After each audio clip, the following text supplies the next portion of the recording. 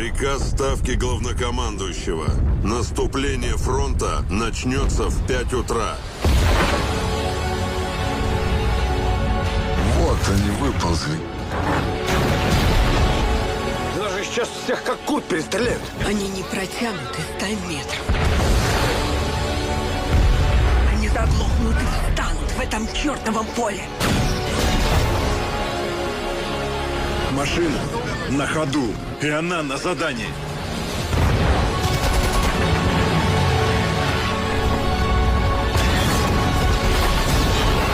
Дайте починить 8, и они уйдут на своем танке. Дайте шанс.